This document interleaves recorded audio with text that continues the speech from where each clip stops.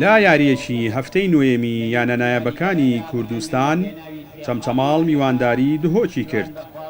لا دەستپێکی مەراسیمی یارێکەدا لەلایەن دەستەی هاندەرانی یانەی چەمچەماڵەوە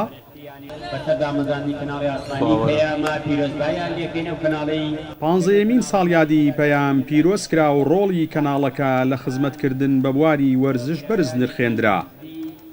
بە مەبەستی تۆمارکردنی گۆڵ و دەستەبەرکردنی سێخاڵی یارێکە لا سەرەتایی تایمی یەکەمی یارێکەدا هەردوویانە بە هێرش بردن بۆ سەر تۆڕی گۆڵی یەکتر دەستیان پێکرد.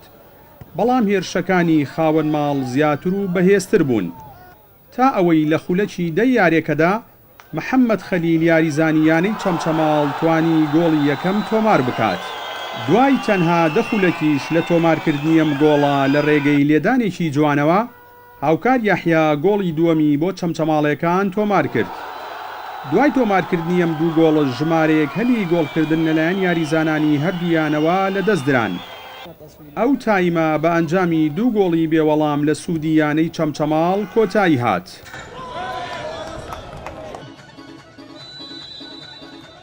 لا تایمی دووەمی یارێکەدا یاریزانانی دهۆک باشتر دەرکەوتن و هەر بۆیە توانیان لە خولەکەکانی 55 و 59دا لا ڕێگەی هەریەک لە یاریزانان سابر عەبدولکەریم و عومەر عومەر دوو گۆڵ تۆمار بکەن و تۆڕی گۆڵی چەمچەماڵەکان بەهەژێنن کە گۆڵی دووەمیان لەلایەن یاریزانێکی چەمچەماڵەوە بە هەڵا تۆمار کرا.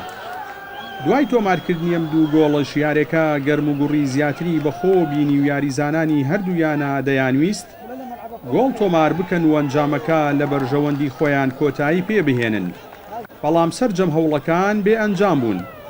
دوجار یارێکە بە ئەنجامی دوو گۆڵ بۆ هەریانەیە کۆتایی پێهات و چەمچەماڵ لە نێو یاریگاوهاندەرانی خۆیدا نەیتوانی سەرکەوتن تۆمار بکات و سێخاڵی یارێکە دەستەبەر بکات. الحمدلله ابرکل گلیانه که چمچمال عرض وانا و جیگای وانا و یاریگای وانا یا نامه دست پیکات خاره یعنی تراده که مستوى تقدیم نکرد هشتنه هات بوند آسته خوی بید ویدیو بس شکوش را بپشتی گیم یکم خلاص بوی و چند قصه راهنر یاریزانان شیان بین گیم دوان تمام بکنیم گیم دوان یاریزانان انجامیان دیار بو و باش بو گل یکم جیکر دو عادل جینا دوام جیکر و سه چارک یعنی هکو بنج دست دان تراده که باش یعنی مستوى ما زور باش بو جێم یەکەم یارێکە لە مەسلحەتی TPMەیە بووە یاریی باشیان کرد و ئەوەی ئێمە کە پێماون لە جێم یەکەمە جێبەجێیان کرد بەڵامی تر نازانم ینی هەندێک مەرکەزمان هەیە یاریزانەکانمان هینی ئەو مەرکەزە نین هەم چکەم هەم بە بۆنەی ئیسابەوە هەم بە بۆین دوورکەوتنەوەی هەندی یاریزانەوە بە ناچاری لە مەرکەزێکی و یاریزانێکە بین لە شوێنێکە هەرچەنە ئامۆژگاری ئێمە هەم ڕایەنە قسەمان لەسەر کردووە کە لەو حاڵەتەیە ئەو یاریزانە ئەو ئیشە زیادانەکە بەڵام هەردووچی بە غەڵەتی فەردی یاریزانەکان بوو.